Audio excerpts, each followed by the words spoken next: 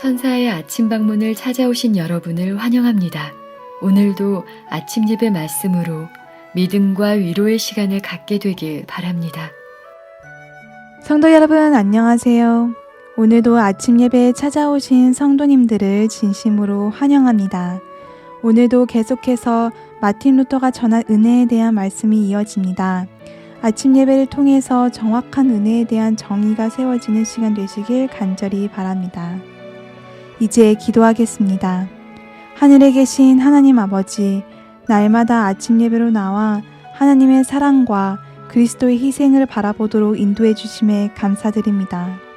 주님, 오늘도 마틴 루터가 왜 은혜를 강조하게 되었는지 배웁니다. 온전한 마음으로 주님의 은혜에 대해 묵상하여 삼위일체 하나님의 은혜로 죄를 회개하고 말씀에 순종하는 경험으로 인도하여 주시옵소서.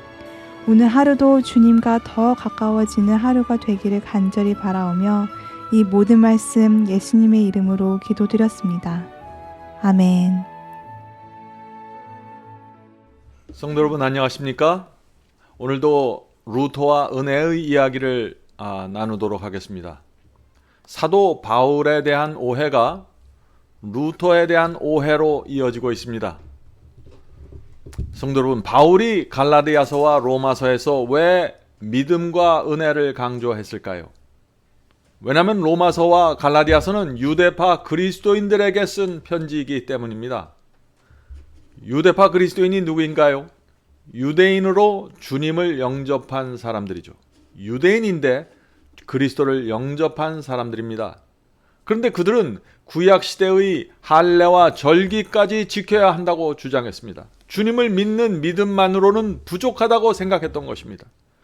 아브라함도 할례를 받았고 수많은 유대인들의 조상들이 다 절기를 지켰는데 우리 그리스도인들도 그것을 지켜야 구원받을 수 있다고 생각했던 것입니다. 그래서 바울이 그 유대파 그리스도인들을 책망하고 그들의 믿음을 올바로 붙잡아 주기 위해서 편지를 썼는데 그것이 바로 로마서와 갈라디아서입니다. 자, 그렇다면 바울이 그들에게 그 무엇을 강조해야만 했을까요? 믿음과 은혜를 강조할 수밖에 없었던 것입니다. 율법의 행위로는 구원 얻으려고 하는 것은 허망하다는 사실을 알려주어야 했던 것입니다. 그래야만 그들이 율법주의에서 빠져나올 수 있고 잘못된 복음에서 빠져나올 수 있었던 것입니다.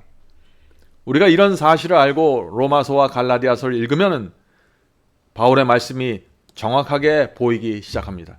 자, 오늘 본문 성경절 보겠습니다. 로마서 3장 20절입니다. 로마서 3장 20절. 그러므로 율법의 행위로 그의 앞에 의롭다 하심을 얻을 육체가 없나니. 자, 이 말씀은 율법을 지킬 필요가 없다는 말씀이 아니죠.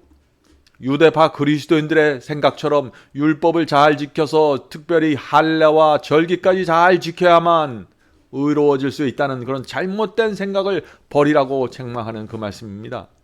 오늘 많은 사람들이 루터는 믿음과 은혜를 강조했다고 말합니다. 사실입니다. 자, 그런데 왜 루터가 은혜를 강조했을까요? 그가 복음을 전했던 대상이 누구입니까? 고행과 극기에 매달려 있던 천주교 사제들과 수도승들이었던 것입니다. 성도 여러분, 이 루터와 종교 개혁자들은 1000년 동안 행함으로 말미암는 의에 젖어 있던 사람들에게 그런 천주교를 향해서 설교했었다는 점을 우리가 잊지 말아야 합니다. 루터는 순례와 고행에 붙잡혀 있던 천주교의 시선을, 그 사제들과 성직자들의 시선을 하나님의 은혜로, 십자가의 은혜로 돌리려고 했던 것입니다. 그래서 믿음과 은혜를 많이 강조하게 된 것입니다. 성도 여러분, 생각해 보세요. 예식과 고행 또 엄격한 삶을 통해서 구원받으려고 했던 이 수도승들에게 순종과 행함을 또다시 강조할 필요가 있었을까요? 대답은 분명합니다. 루터는 그 당시 수도승과 사제들에게 가장 적합한 설교를 하기 위해서 믿음과 은혜를 강조했던 것입니다. 자, 계속해서 본문 읽겠습니다. 마틴 루터는 오직 은혜만이 사람을 구원할 수 있다고 가르쳤습니다. 루터를 따르던 그의 후예들은 루터의 교리를 받아들였지만 루터가 했던 그 회심의 경험, 회개의 경험을 이해하는 일에는 실패했었습니다. 그저 루터가 했던 말만 되풀이했습니다. 루터가 누구를 향해서 어떤 사람들을 향해서 복음을 전했는지 이해하지 못하고 루터의 경험을 체험하지 못한 채 루터의 말만 반복하고 있었습니다. 루터의 복음을 받았다고 말하는 많은 사람들이 그래서 제자의 길을 가지 못하는 것입니다. 성도 여러분, 오늘날 개신교회가 어디서 길을 잃어버렸는지 보이십니까? 루터의 마음에서 이루어진 그 회개의 경험을 보지 못하고 그가 진리를 위해서 모든 것을 바친 그 희생과 헌신을 보지 못하고 그가 그리스도의 제자로 정확하게 세워진 그의 생애를 보지 못하고 단순히 그가 남긴 말, 은혜로 믿음으로 구원받는다는 말만 따라하고 있는 것입니다. 참으로 이상한 일이 교회 안에서 지금 벌어지고 있는 것입니다.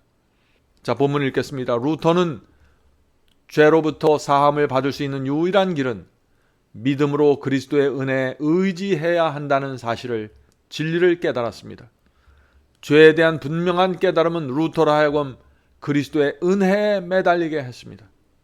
그는 죄에 대한 해결책으로서 은혜를 바라보았던 것이지 불순종과 방종에 대한 핑계로 은혜를 강조했던 것이 아닙니다.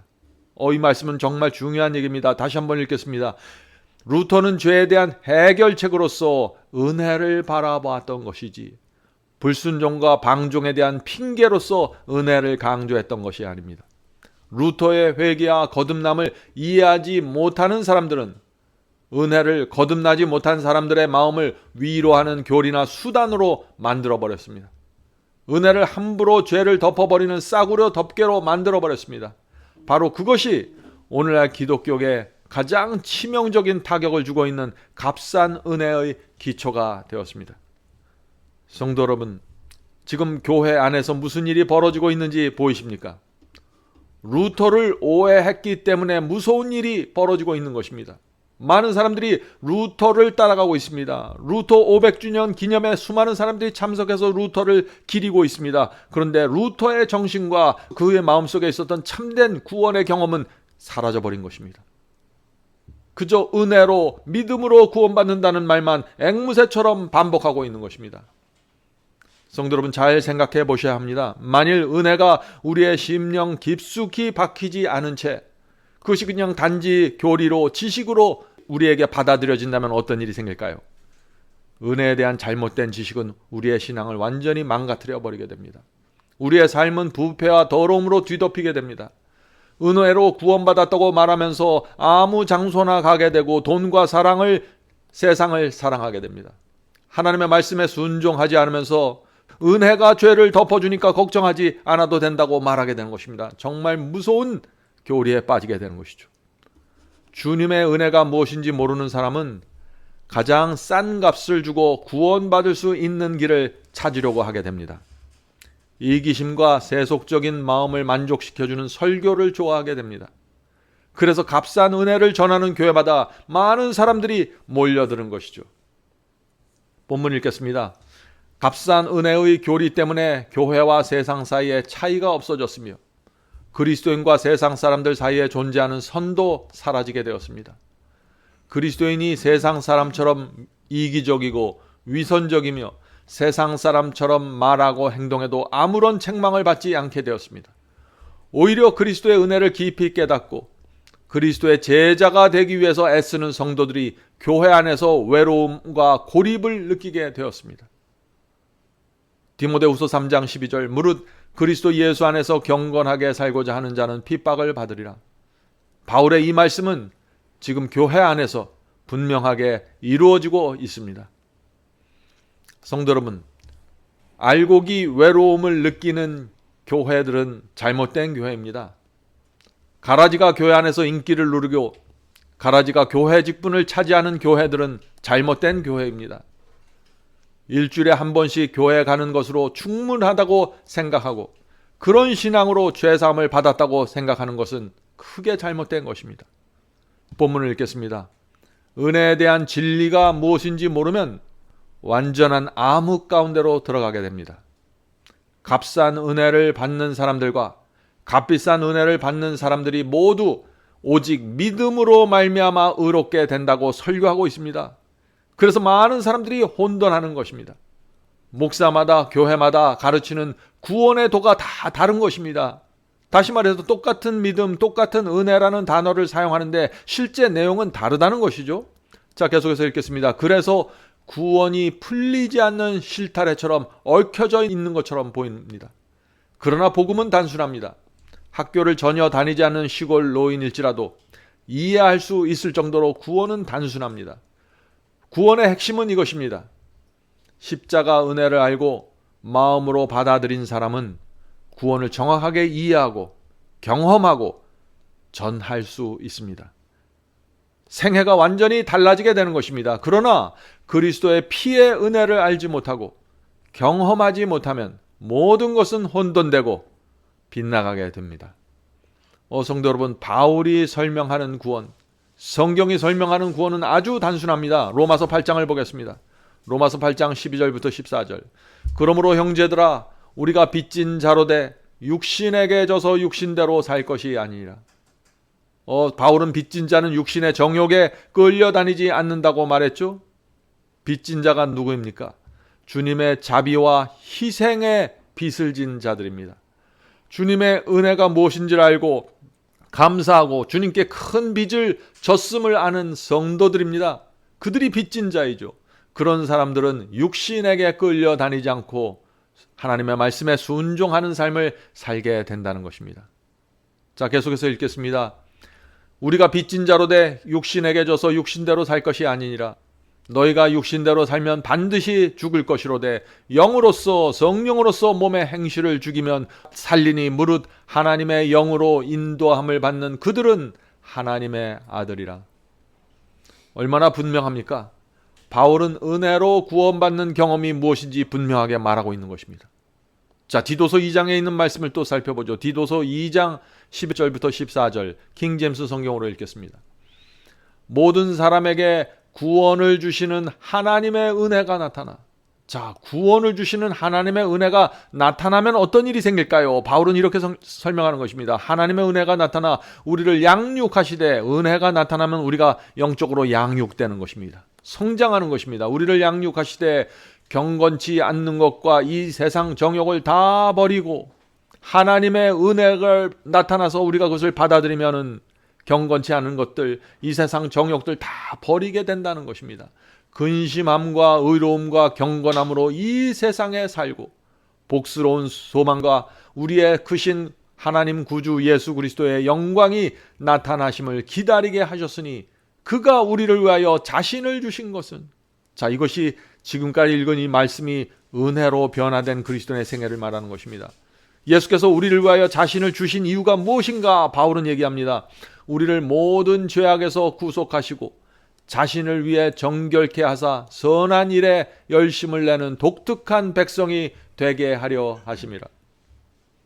성도 여러분, 예수께서 우리를 위해서 십자가에 매달리신 그 은혜가 무엇이라고 했습니까? 우리를 이 세상에서 독특한 백성, 구별된 백성, 거룩한 백성, 선한 일에 열심을 내는 백성을 만들기 위해서 예수께서 십자가에 달리셨다고요. 그것이 은혜로 구원받는 경험입니다. 애매한 것이 전혀 없습니다. 주님의 피로 은혜를 받으면은 물불 가리지 않고 주님의 말씀을 붙잡고 살아가게 되는 것입니다. 주님을 배신할 수 없습니다. 죄를 붙잡고 마음이 편할 수가 없는 것입니다. 자, 계속해서 본문 읽어보죠. 루터의 의도와는 달리 그의 말과 가르침이 많은 설교자들에 의해서 전혀 다른 의미로 왜곡되고 있는 모습을 보면서 깊은 절망마저 느끼게 됩니다. 물론 아직도 루터와 요한 웨슬리 같은 개혁자들이 가르쳤던 값비싼 은혜에 대한 존경을 표하는 사람들이 많이 있지만 값싼 은혜의 가르침에 대항하기 위해서 일어서는 사람들은 매우 적습니다. 진리를 올바로 알고 있는 사람들은 많이 있을지라도 잘못된 가르침을 지적하고 경고하고 정확하게 서서 말하는 사람들은 아주 적다는 것이죠. 자, 계속해서 읽겠습니다. 사람은 누구나 자신이 믿는 대로 살아가게 됩니다. 만일 값싼 은혜의 가르침을 믿는다면 우리는 그것이 말하는 바대로 살게 될 것입니다. 그러나 우리가 값비싼 은혜를 믿는다면 그리스도의 부르심의 대가를 치르면서 응답하게 될 것입니다. 성도 여러분, 은혜는 우리에게 큰 변화를 가져옵니다. 어머니의 은혜를 아는 자식이 있다면 그가 어떻게 살까요? 어머니의 사랑과 희생을 배신할 수 없을 것입니다. 어머니의 마음을 기쁘게 하기 위해서 최선을 다할 것입니다. 어머니의 얼굴이 떠올라서 나쁜 친구들과 어울리지 않게 되는 것입니다. 이것이 은혜로 구원받는 경험입니다. 성도 여러분, 오늘도 은혜가 우리를 붙잡아 주시고 인도해 주시길 바랍니다. 은혜가 우리 마음을 지배해서 은혜가 충만한 삶이 되기를 간절히 바랍니다. 자, 이제 기도하겠습니다. 하늘에 계신 저희들의 아버지, 루터가 경험했던 은혜를 저희도 경험하게 도와주시옵소서. 바울이 전했던 그 은혜를 저희가 이해할 수 있도록 도와주시옵소서. 은혜에 대한 오해와 착각이 저희의 신앙에서 사라지고 치워질 수 있도록 도와주시옵소서.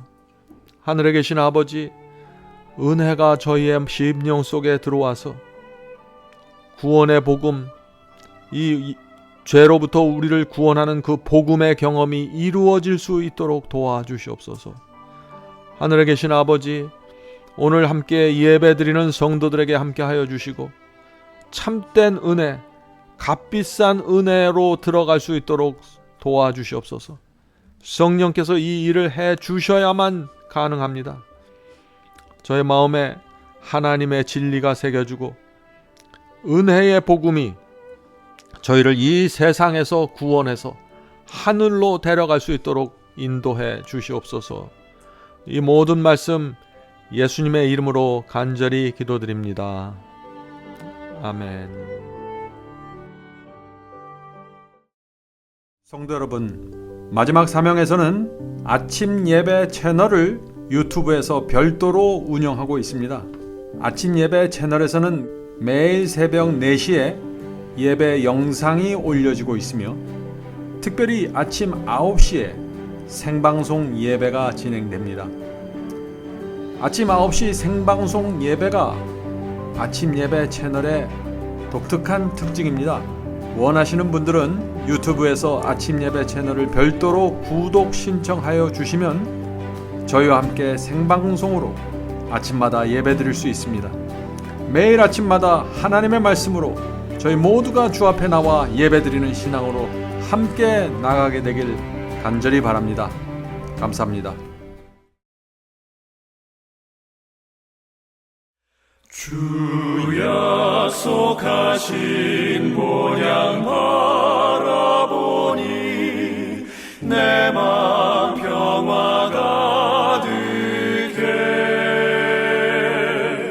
이 땅 위에 지친 순례자들이 영원한 식 없는 곳,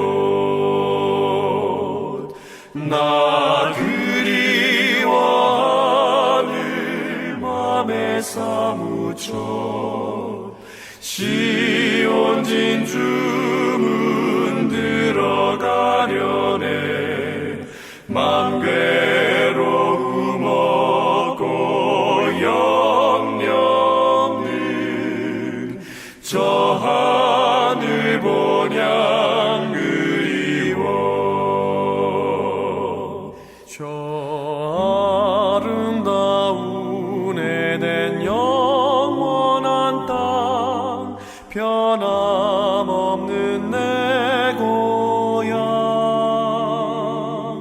이 땅의 성도들 기쁘게 만나 하늘 영광 누리리. 그리운 저 하늘 나가기 원해. 주님 만날래 보냐. 주님 앞에 은혜 기쁨 넘치니 영원히 찬양하리. 나